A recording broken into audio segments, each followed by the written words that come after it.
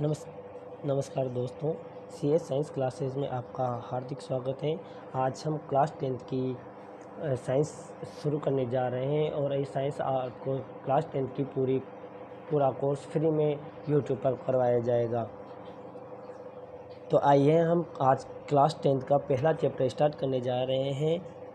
अध्याय फर्स्ट, रासायनिक अभिक्रियाएं और समीकरण। तो इस अध्याय में हम पढ़ेंगे कि रासायनिक अभिक्रियाएं होती क्या है, रासायनिक अभिक्रियाएं कितने प्रकार की होती है, कैसे संपन्न होती है, रासायनिक समीकरण कैसे लिखते हैं, रासायनिक समीकरण को लिखने की विधि क्या है, संतुलित रासायनिक समीकरण क्या होती है, असंतुलित रासायनिक समीकरण को क्या कहा जाता है, इनके बारे में हम विस्तार से अध्ययन करेंगे। तो पहला अपना टॉपिक आता है रासायनिक अभिक्रिया। तो रासायनिक अभिक्रिया होती क्या है, आप पहले अपन इसके बारे में समझते हैं। आपने अपने आसपास बहुत से ऐसे परिवर्तन देखे होंगे जो धीरे धीरे एक रूप से दूसरे रूप में बदल जाते हैं। जैसे लोहे में जंग लगना, फिर दूध का दही में बदलना, भोजन का पाचन होना, मैग्नीशियम फीते का जलाने पर नया पदार्थ बनना।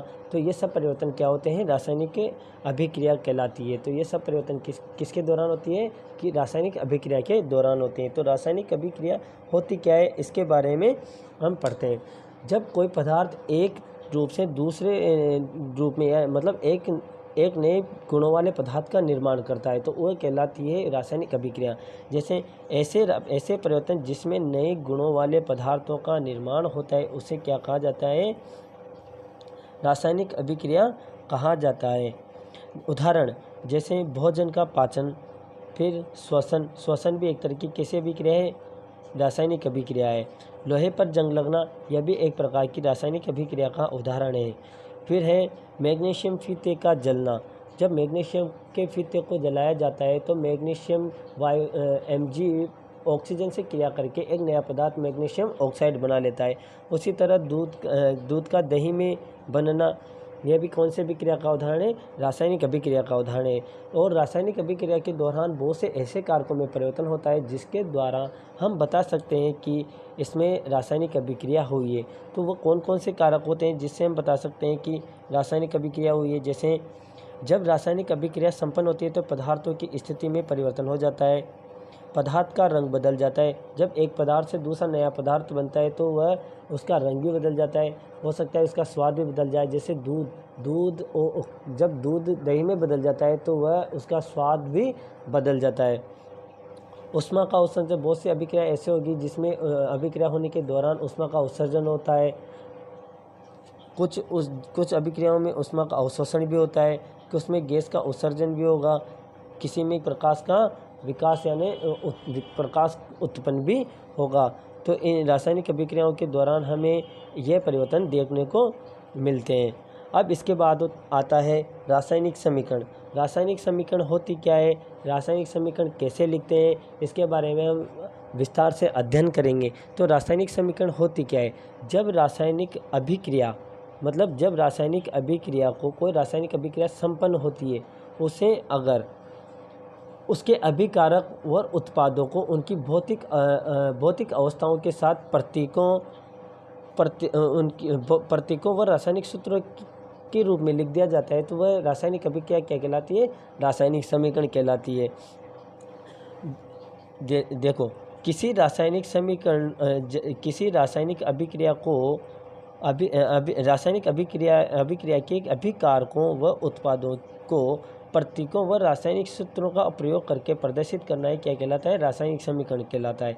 जैसे मैग्नीशियम की अभिक्रिया ऑक्सीजन से कराई जाती है तो मैग्नीशियम प्लस ऑक्सीजन से अभिक्रिया करके क्या बनाता है, मैग्नीशियम ऑक्साइड। तो जब इसे इस रूप में लिखा जाता है तो ये कहलाएगी रासायनिक अभिक्रिया। और जब इस रासायनिक अभिक्रिया को इसके प्रतीकों या रासायनिक सूत्रों के रूप में लिख दिया जाए तो ये कहलाती है रासायनिक समीकरण। जैसे मैग्नीशियम का सांकेतिक रूप है Mg और ऑक्सीजन को लिखते हैं O2।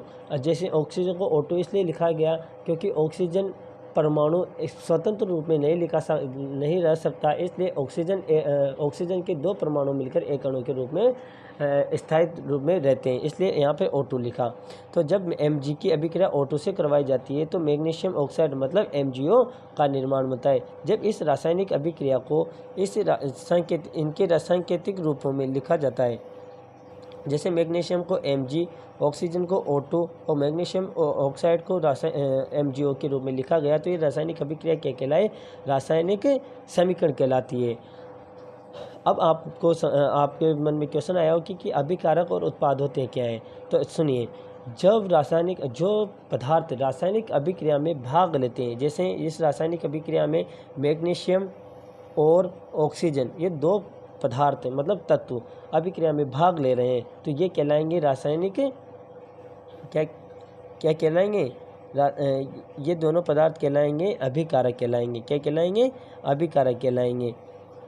अब जो पदार्थ इन दोनों पदार्थों की अभिक्रियाओं के द्वारा बनता है, क्या बनता है? जैसे मैग्नीशियम ऑक्साइड बनता है, क्या बन रहा है? ये मैग्नीशियम ऑक्साइड बन रहा है, तो ये क्या कहलाएगा? उत्पाद। मतलब जो अभिक्रिया में जो पदार्थ भाग लेते हैं वो तो अभिकारक कहलाते हैं, और जो पदार्थ अभिक्रिया के दौरान बनते हैं वो क्या कहलाएंगे? उत्पाद कहलाएंगे। तो अब इसके बाद चलते हैं हम रासायनिक समीकरण के महत्वपूर्ण बिंदु। भाई, रासायनिक समीकरण को लिखते समय हमें किन किन बिंदुओं का ध्यान रखना चाहिए, अब उसके बारे में अध्ययन करते हैं। भाई, जब कोई रासायनिक अभिक्रिया की रासायनिक समीकरण लिखी जाती है तो क्या क्या लिखा जाता है, क्या क्या बिंदु ध्यान में रखे जाते हैं? जब रासायनिक अभिक्रिया रासायनिक समीकरण द्वारा निरूपित की जाती है। भाई, पहला काम तो है कि रासायनिक अभिक्रिया है उसे रासायनिक समीकरण के रूप में प्रदर्शित किया जाता है। कैसे किया जाता है? मतलब रासायनिक समीकरण के रूप में, मतलब उसके भौतिक चिन्हों के या प्रतीकों के, मतलब उसके रासायनिक सूत्रों और प्रतीकों के रूप में उन्हें लिखा जाता है। पहला काम ही किया जाता है। उसके बाद रासायनिक समीकरण में तत्वों व प्रतीक या तत्वों के प्रतीक या अभिकारक और उत्पाद के रासायनिक सूत्र उनकी भौतिक अवस्थाओं के साथ लिखे जाते हैं। मतलब जो अभिकारक होंगे ना, उनकी कौन सी भौतिक अवस्था है? भाई, मैग्नीशियम सॉलिड अवस्था में है या लिक्विड अवस्था में है, या ऑक्सीजन लिक्विड में है, या जलीय विलयन के रूप में। तो इन जो अभिकारक होंगे उनको उनकी भौतिक अवस्थाओं के साथ लिखा जाता है। उसी तरह जो उत्पाद बनता है उसकी भी भौतिक अवस्था क्या होगी, उसको भी लिखा जाता है। अभी हम अपन आगे विस्तार से देखेंगे इस चीज़ों को। फिर तीसरा पॉइंट आता है कि रासायनिक अभिक्रिया में आवश्यक परिस्थितियाँ, जैसे ताप, दाब, उत्प्रेरक आदि को तीर के निशान के ऊपर या नीचे दर्शाया जाता है। और जो भी ताप, दाब, उत्प्रेरक आदि जो भी आएंगे उनको इस तीर के निशान के ऊपर या नीचे दर्शा दिया जाता है। तो इन सबको अपन विस्तार से आगे पढ़ेंगे।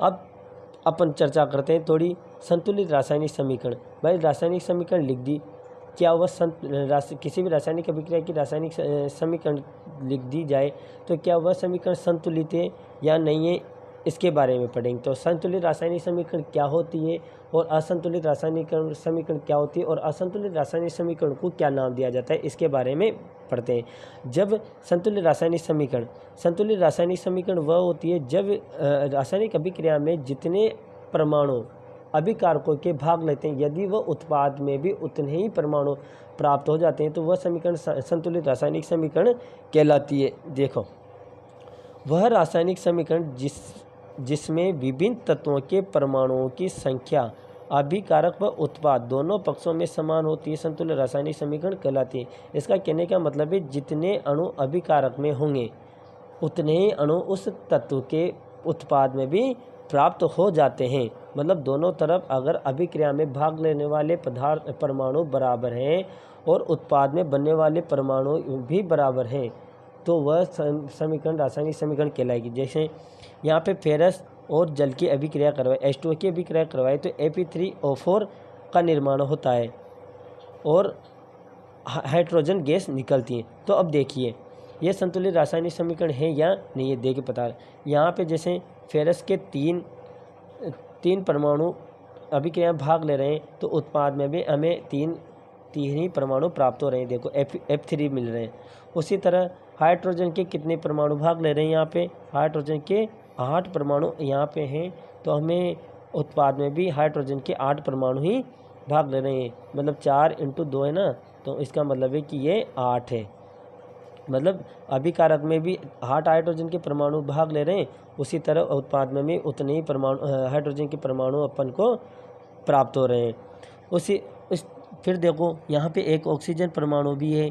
ऑक्सीजन के कितने परमाणु भाग ले रहे हैं? यहाँ पे ये 4 आगे लगा हुआ है, इसका मतलब है कि ऑक्सीजन के भी यहाँ कितने परमाणु हैं, 4। और यहाँ पे भी देखो हमें 4 ही ऑक्सीजन परमाणु प्राप्त हो रहे हैं। इसका मतलब है कि ये समीकरण संतुलित समीकरण रासायनिक समीकरण है। अब उसी तरह नीचे देखो हाइड्रोजन की यहाँ पे 4 परमाणु भाग ले रहे हैं, मतलब कहाँ है 4, 2 × 2 है ना, 2 ऊपर है 2 नीचे, मतलब 4 परमाणु। इधर हाइड्रोजन की 4 परमाणु भाग ले रहे हैं, तो इधर भी देखो यहाँ पे भी हाइड्रोजन के 4 परमाणु प्राप्त हो रहे हैं।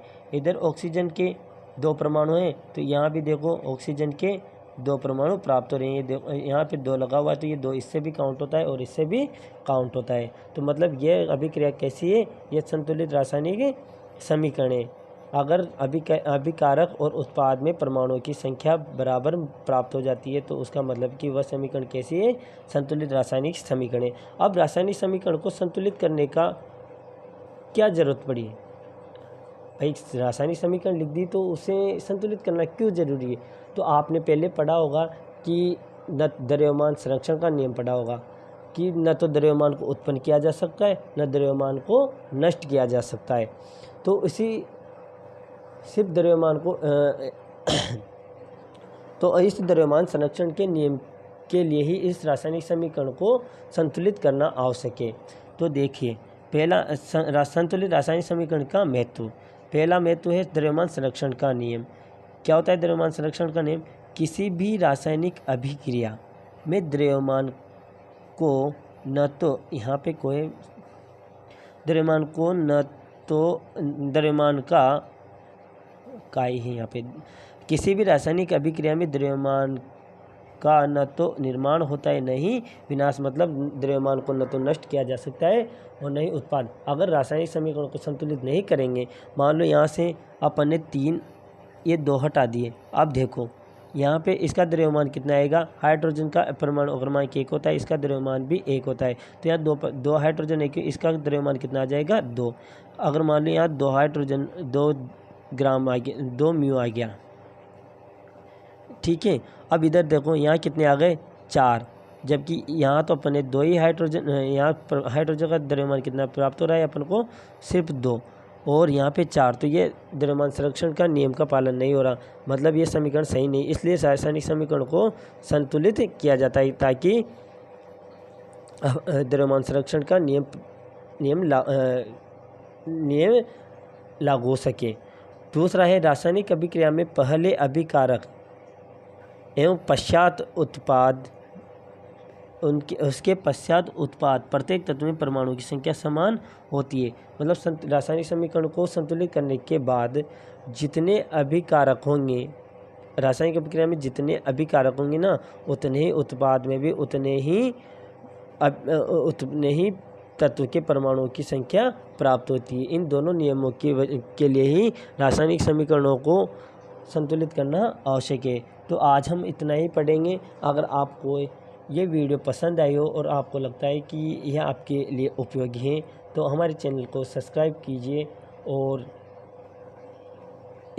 हमें सपोर्ट कीजिए। हम आपको पूरा सिलेबस फ्री में यूट्यूब पर करवाएंगे और आज हो सकेगा तो आपकी पूरी हेल्प करेंगे। अगर आप भी हमें सपोर्ट करोगे तो हम भी आपकी पूरी मदद करेंगे। और इसी तरह आप भरोसा रख सकते हैं कि आपको एग्ज़ाम में एक भी क्वेश्चन इन नोट्सों के बाहर नहीं देखने को मिलेंगे। Thank you and bye.